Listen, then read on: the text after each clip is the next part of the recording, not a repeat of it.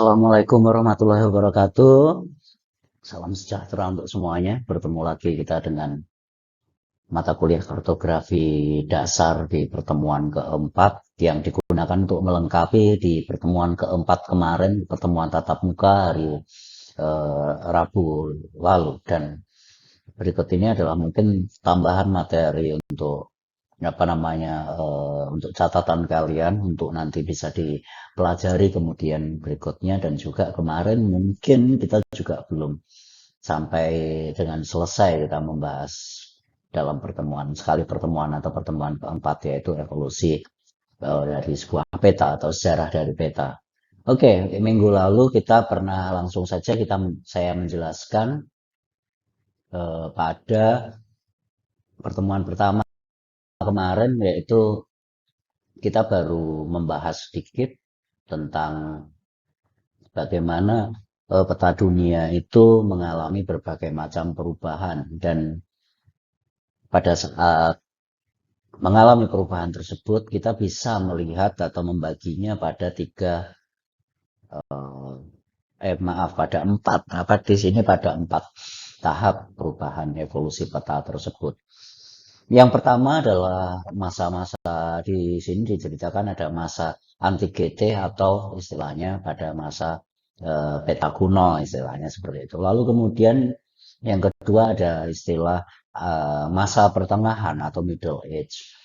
Kemudian yang ketiga ini mulai masa-masa modern, di mana ini merupakan masa-masa banyak penemuan, masa-masa discovery, banyak berbagai macam penemuan. Dan kemudian yang terakhir, abad paling canggih, di sini ada peta dalam masa era-era modern yang terakhir, yang sudah multimedia dan lain sebagainya, integrated dengan sistem informasi geografi yang sudah canggih. Oke, kemarin kita bahas mengenai bahwa didasarkan bahwa kenapa peta itu harus ada, itu pada dasarnya ini adalah keinginan manusia dalam mengenal lingkungannya, mengenal ruang tempat di mana dia hidup.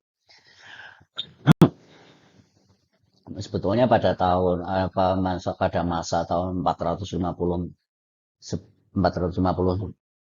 tahun sebelum Masehi, di sini seorang pemikir, Herodotus, itu terinspirasi pada pemikiran-pemikirannya atau hasil buah pikirnya Pythagoras dan ilmu geometrinya. Maka beliau berpikir tentang dunia ini seperti apa, dan manusia itu sangat-sangat kecil sekali, sangat sempit sekali, sehingga Herodotus terus berpikir mengenai hal itu. Lalu kemudian Herodotus ini juga merupakan dasar atau basis dasar dari geografi, baik itu fisik maupun geografi manusia, yang terdiri sosial ataupun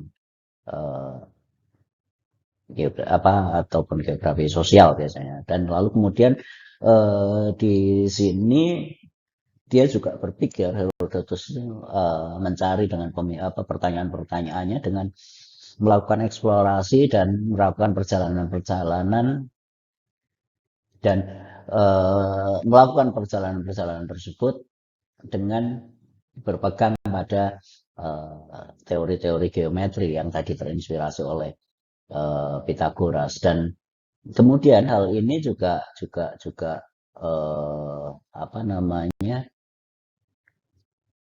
membawa Herodotus itu berusaha untuk mendeskripsikan dunia yang berdasarkan perjalanan-perjalanannya yang ia peroleh dari sekitar Eropa, lalu kemudian sedikit Asia dan Afrika. Nah, dari hal itu, dari perjalanan dan kajian filsafatnya, Herodotus tersebut menemukan, ya, di sini ada, jika dilihat dari gambar di samping, di samping sini, memang gambaran ini dapat menguraikan penjelasan atau pemikiran-pemikirannya, di mana pemikiran-pemikiran tersebut dapat dikategorikan seperti misalnya dalam lingkaran ini. Dalam lingkaran yang tengah ini adalah sebuah lingkungan yang berada di sekitar kita. Dan lingkungan yang berwarna orange yang paling tengah itu di situ adalah lingkaran yang paling kita kenali, wilayah-wilayah atau ruang atau ya sebuah wilayah yang memang kita terbiasa di sana, di mana tempat kita hidup sehari-hari, sehingga keakuratannya itu sangat-sangat tinggi dan itu familiar. Semakin dekat dengan kita, suatu lokasi itu makin kita kenali. Lalu kemudian setelah menjauh, ketika apa namanya, ketika sedikit tempat itu ya jarang-jarang, agak-agak sedikit jauh sedikit, itu akan tempat-tempat tersebut masuk dalam perhitungan-perhitungan, perkiraan-perkiraan kita.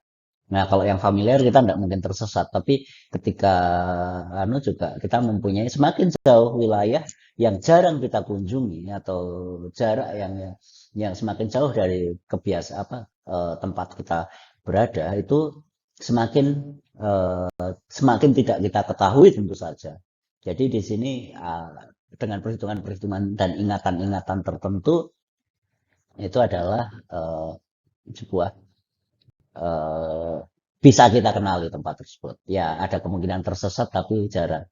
Lah, sementara berikutnya semakin lebih jauh, semakin lebih jauh dari wilayah yang biasa kita kita huni, apa namanya kita tempat kita apa habitat kita atau tempat kita biasanya beraktivitas itu. Ya, jadi yang jarak agak jauh tentu saja kita jarang-jarang dan yang lebih jauh mungkin kita juga belum pernah ke tempat tersebut, tapi kita pernah mendengar cerita-cerita tentang tersebut yang jauh lebih jauhnya. Makanya disebut semacam legend atau ya oke, legenda lah di sini. Legenda dalam arti ya sesuatu tempat yang sangat-sangat mitologis yang hanya kita peroleh melalui cerita-cerita dari orang yang berasal dari sana atau orang-orang yang pernah berasal dari sana. Ya, jadi ya seperti ya antah berantah mungkin negeri antah berantah.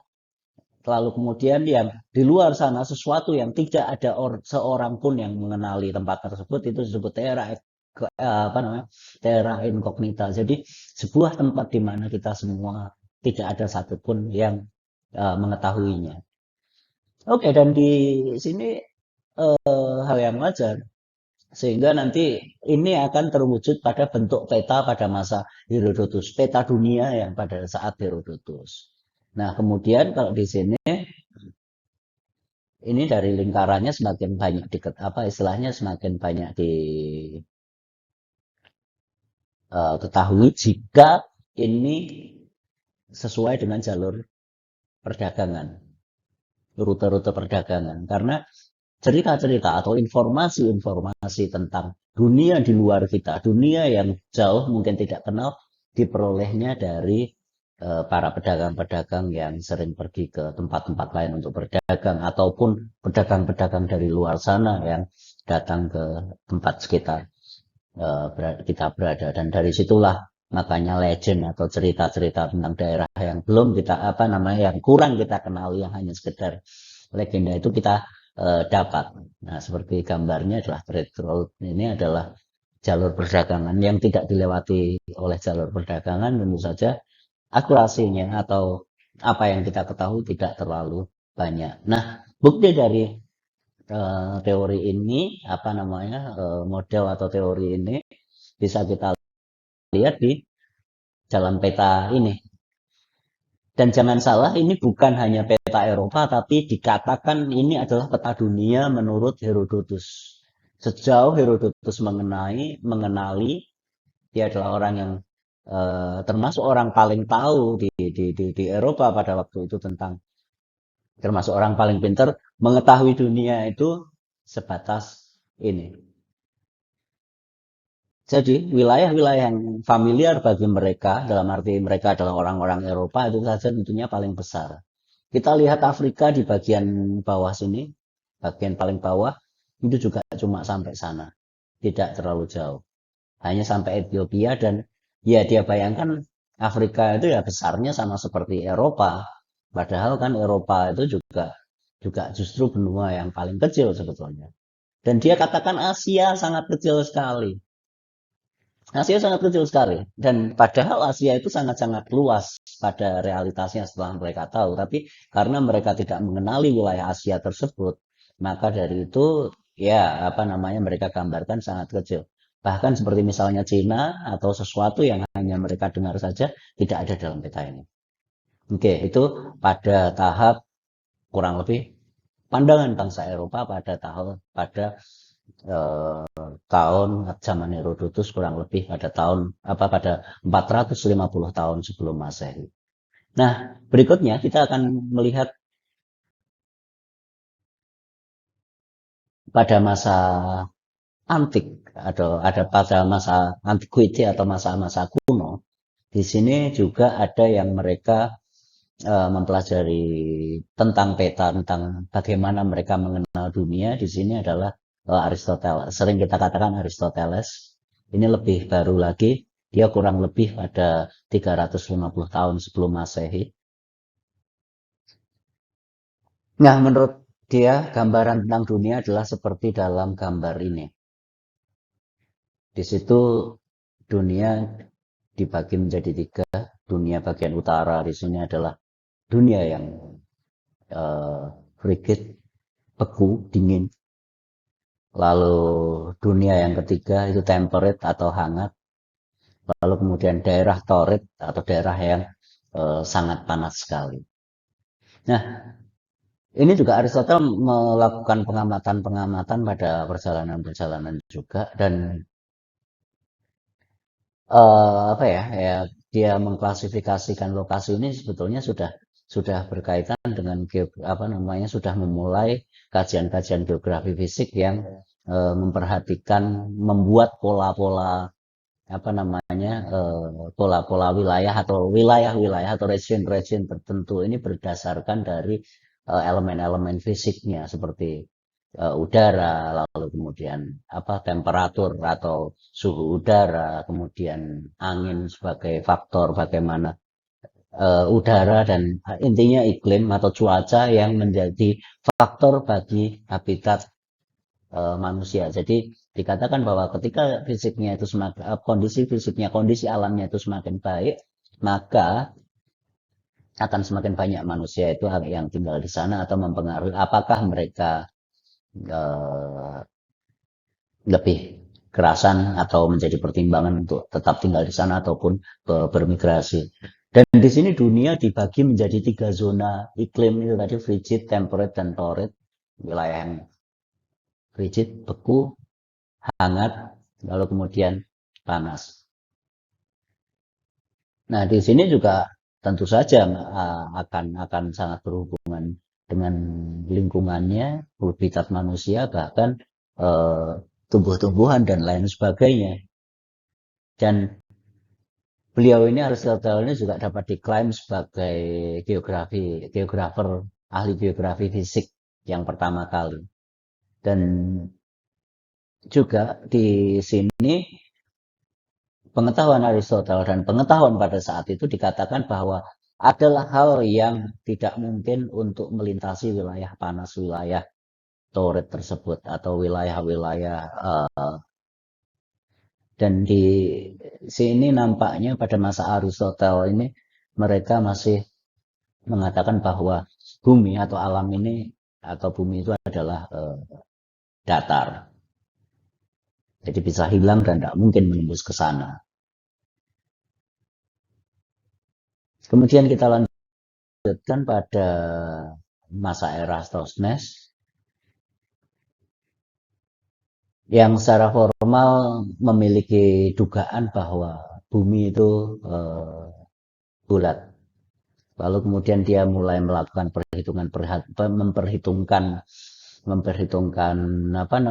memperhitungkan berapa luas bumi ini eh, dengan pengetahuan matematis atau pengetahuan geometri tadi, pengetahuan yang ada Pitagoras, dia bisa mengukur keliling bumi. Ini sudah menyatakan bahwa bumi itu bulat. Jadi bumi itu memiliki keliling bumi itu seberapa dan dia mengatakan bahwa dari hasil hitungannya itu kurang lebih 40.572 km dan sementara itu jaraknya tidak jauh sekali, dan yang sesungguhnya keliling bumi itu adalah 4.091 kilometer, 4.009. Oke. Dan konsep ini juga kemudian memunculkan adanya apa namanya, ada garis yang paralel dan garis meridian. Jadinya apa namanya, kalau istilah kita ada garis bujur dan garis lintang, itu sudah dikenal pada masa, walaupun akurasinya masih kurang dan pengetahuannya juga ada, tapi di sini sudah pertama kali di eh, apa namanya, ada garis lintang, garis bujur yang ada di bumi, tapi belum menemukan kesepakatan internasional dan lain sebagainya. Dan hasil dari perhitungan ini, harus dari perhitungan dari Eratosthenes ini, pemikiran-pemikiran Eratosthenes ini, akhirnya mulai memperkenalkan konsep apa namanya, konsep-konsep lokasi, pada konsep-konsep lokasi geografis, karena sudah mulai mengenal garis lintang bujur. Dan ini juga akhirnya diambil oleh etnografi modern, yang akhirnya menjadi salah satunya itu ilmu kartografi itu sendiri, tentang tata letak lintang dan lain sebagainya, tata lintang dan bujur yang ada di bumi ini. Oke, ini kita lihat bagaimana peta dunia pada waktu itu sangat berbeda sekali dengan masa-masa tadi, masa-masa Herodotus tadi. Eratosthenes sudah mulai, Anda bisa melihat di sini, di dalam slide-nya, walaupun mungkin kurang jelas. Di sini ada apa namanya, eh, mungkin sedikit pengetahuan ini sudah membuat apa namanya, membuat kita cukup hasil perhitungannya, walaupun juga belum lengkap juga, tapi sudah ada garis lintang, garis bujur. Lalu kemudian di sini juga bisa kita lihat adanya Eropa, bahwa mereka sadar Eropa itu tidak terlalu besar, dan wilayah Afrika juga agak panjang, ada wilayah Arab di sana. Lalu kemudian Asia atau Indianya itu juga sudah mulai lebih lebih luas, dan apa namanya, mereka atau orang-orang Eropa sudah mulai sedikit luas mengenal dunia pada tahun 194 tahun sebelum Masehi.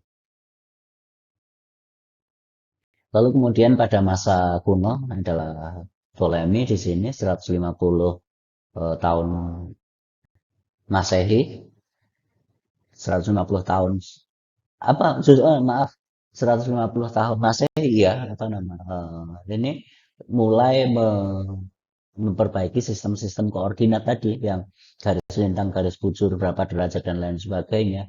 Lalu kemudian dia juga membuat inventaris atau mengumpulkan data-data mengenai populasi dan sumber daya. Lalu kemudian mulai mendeskripsikan bagaimana keadaan dunia tersebut. Lalu juga memasukkan 8.000 data yang ada, yang bisa dimasukkan dalam peta-peta tersebut. Lalu kemudian hubungannya antar apa namanya, hubungan-hubungan antar kondisi fisik dan apa, elemen fisik dan elemen manusia itu dia juga mulai menjelaskan, lalu menciptakan proyeksi-proyeksi apa namanya, ya, gambaran-gambaran tentang peta ini juga. Dan dalam peta ini juga jauh lebih akurat dibandingkan yang dari Eratosthenes tadi, walaupun sudah ada, dan ini sudah dilanjutkan kemudian.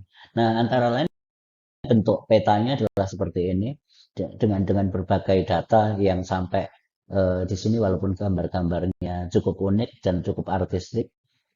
Di sini menjelaskan eh, peta mengenai dunia yang sudah mereka kenali, karena mereka juga yakin ada beberapa wilayah yang memang belum dikenali, seperti di sini ada Afrika, ada Eropa yang ternyata sangat kecil sekali, ada Asia dan India, ada India yang luas, lalu kemudian Asia yang ada juga wilayah yang belum mereka kenali, dan bagaimana lautan, arah angin. Jadi ada 8.000 data yang sudah dimasukkan dalam peta ini. Nanti mungkin ketika kita bertemu kita bisa diskusikan, kita bisa zoom, kita bisa lihat gambar-gambar ini dan coba kita apa namanya uh, kita bahas lebih lanjut mengenai unsur-unsur yang ada dalam peta pada beberapa masa tersebut.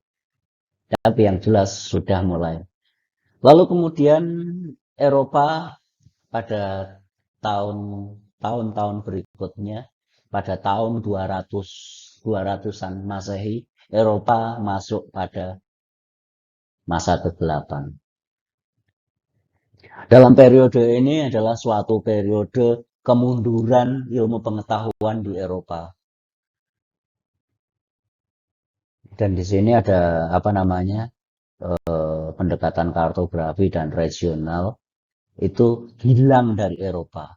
Orang Eropa apa namanya berada pada masa kebodohan yang diakui oleh bangsa Eropa sendiri, masa kebodohan mereka di mana bahwa ilmu pengetahuan itu dianggap merupakan eh, ya apa ya, ketika orang itu berfilsafat, berpengetahuan, belajar matematika, lalu kemudian belajar ilmu-ilmu alam itu sesuatu yang berdosa atau bersahabat dengan setan atau dikatakan iluminasi dan lain sebagainya. Dan pada saat itu kekuasaan juga diandalkan hanya pada kepercayaan dan keyakinan saja. Dan mereka tidak mau melihat ilmu pengetahuan dan semuanya berdasarkan pada masa itu hanya berdasarkan dari agama, keyakinan dan orang tidak boleh untuk mempelajari ilmu pengetahuan yang berkaitan dengan dunia-dunia seperti misalnya pengetahuan fisika, astronomi, astrologi itu dianggap bersahabat dengan setan pada saat itu. Nah, pada ini mereka yang boleh belajar itu mereka-mereka adalah para pemuka agama di Eropa pada waktu itu sehingga tentang hal yang kartografi yang udah hampir murni selesai, udah murni hampir lengkap tadi mengalami penurunan dan dunia hanya digambarkan sebagai peta orbis Terra ya atau peta OT. Lalu kemudian yang kita cuma bisa mengenal Asia, Eropa, Afrika hanya dalam bentuk gambar seperti ini. Sangat sangat apa namanya tidak memperdulikan ilmu apa pengetahuan alam yang memang sesungguhnya. Ya ini kita bisa jadi kembali ke masa-masa Middle Age ini ketika kita meyakini bumi datar dibandingkan dengan pengetahuan-pengetahuan yang memang sudah ada. Masa kita percaya bumi datar dan kemudian akan kembali ke masa abad pertengahan sebelum Eropa mengalami abad Renaissance atau kebangkitan. Ini yang perlu kita perhatikan bahwa pengetahuan itu juga penting, bahwa keyakinan itu penting, tapi kita juga harus berpikir dan melihat realitas, tidak hanya percaya pada apa kata orang saja. Dan ketika itu ada pengetahuan-pengetahuan misalnya religius atau pengetahuan-pengetahuan spiritual, itu pun juga harus kita tafsirkan secara apa namanya secara masuk akal dan benar atau tidak. Walaupun di Eropa mengalami masa kegelapan dan masa kebodohan sangat-sangat bodoh karena tidak boleh mengenal ilmu pengetahuan, tapi pengetahuan-pengetahuan yang tadi sebelumnya untung saja masih disimpan di beberapa kerajaan seperti misalnya Bizantium yang di luar Eropa dan justru pada saat itu dikumpulkan oleh bangsa Arab. Makanya di sana bangsa Arab saat itu maju sekali. Saat itu maju sekali. Belum terobsesi dengan peperangan dan lain sebagainya. Sehingga pada masa pencerahan, nah ini juga apa namanya pada saat masa kegelapan juga mulai sedikit terbuka. Ini sudah peta dunia juga sangat-sangat buruk sekali. Hanya sebagai denah dan tidak ada pengetahuannya di sana. Eropa yang paling besar India itu kecil sekali, Persia kecil sekali, dan ini secara politis bahwa mereka mengatakan bahwa Eropa lah yang paling besar, mereka lah yang paling beradab, mereka lah yang paling di apa namanya diberkahi oleh Tuhan, yang lainnya itu tidak menganggap diri mereka besar, menganggap orang-orang lain itu jauh lebih kecil.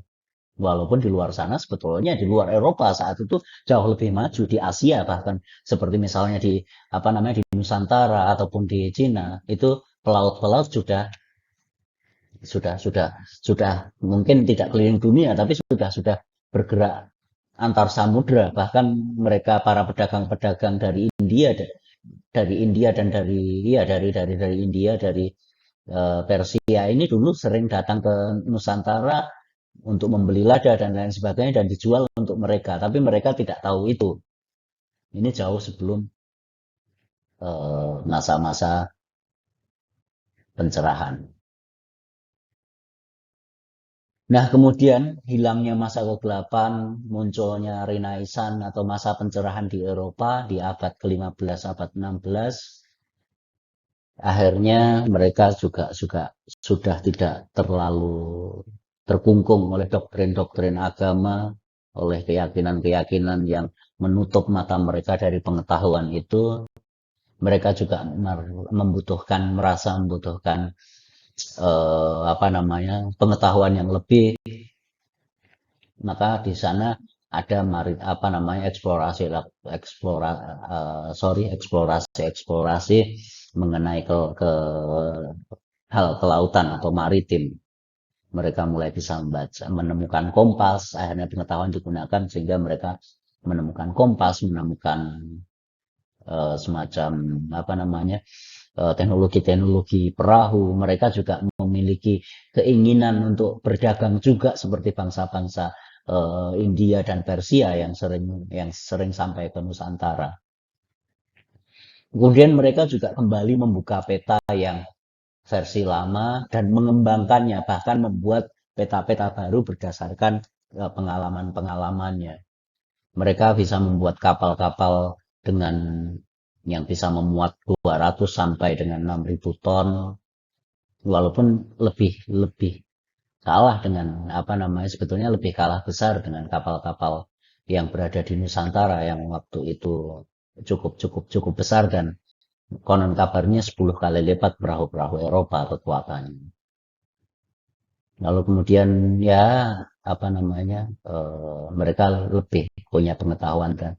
Kemudian mereka juga kapal-kapal itu menjadi dengan teknologi-teknologi yang seperti layar dan lain sebagainya mereka menjadi eh, lebih cepat dan navigasi-navigasinya mereka lebih bagus. Lalu kemudian mereka juga akhirnya pada saat itu mereka bisa mencetak atau membuat sebuah peta yang akurat tentang dunia.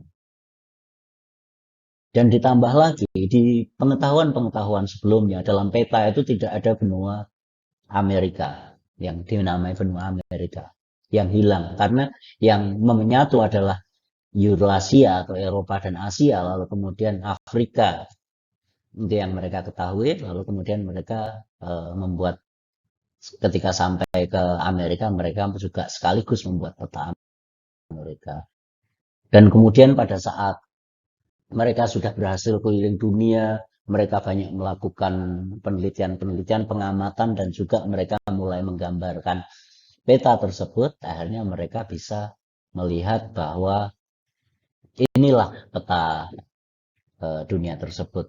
Dan ini yang sudah hampir mirip, sudah hampir sempurna seperti peta hari ini. Itu di sekitar tahun 1700.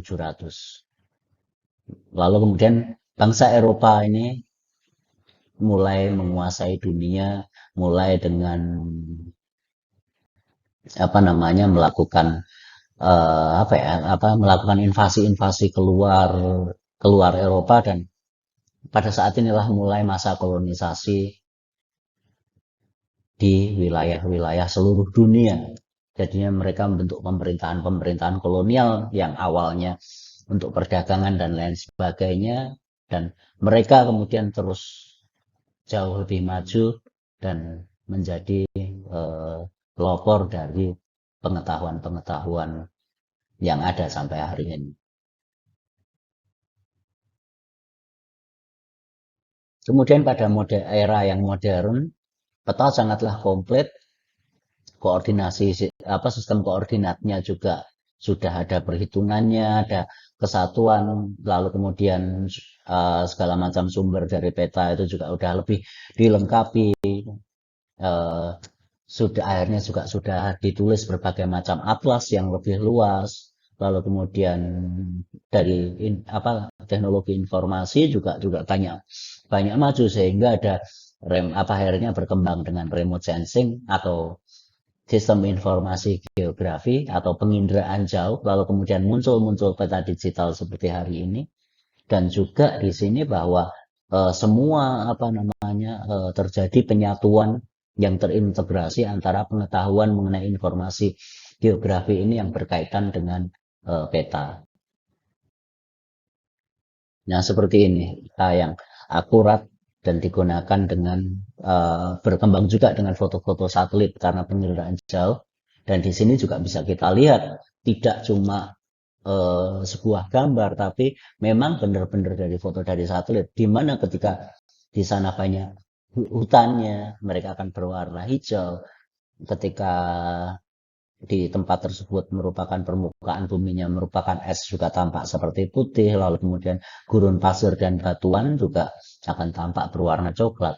Bahkan dasar lautnya pun dapat kita lihat di sana. Ada tonjolan-tonjolan seperti misalnya garis-garis ya bisa ditandai dengan bentuk-bentuk lempeng. Bahkan morfologi permukaan bumi pun yang baik di atas air maupun di dasar laut itu dapat nampak. Kemudian ditambah lagi untuk yang terakhir, seperti Anda saat ini juga sudah memiliki berbagai macam aplikasinya, yaitu yang paling familiar adalah Google Map misalnya, atau Google Earth, itu bisa diperbesar sampai sebesar ini dengan penampakan yang cukup relatif detail. Bahkan kita bisa tahu ukurannya dan lain sebagainya. Oke, saya rasa mungkin itu dulu saja tentang bagaimana evolusi peta dari mulai peta yang tidak jelas sampai akhirnya menjadi peta digital yang menjadi nanti kajian dari sistem informasi geografi ataupun penginderaan jauh. Oke, saya rasa cukup itu dulu. Walaupun nanti kita lanjutkan lagi dengan pertemuan tatap muka, mungkin satu dua kali pertemuan untuk menjelaskan ini karena ini pun juga kemarin tidak begitu kurang begitu kurang begitu jelas dan baru bagian awal-awal saja. Besok kita bicarakan dan kita diskusikan. Oke, terima kasih. Saya ucapkan assalamualaikum warahmatullahi wabarakatuh. Salam sejahtera untuk semuanya. Saya adalah WRD mengucapkan terima kasih.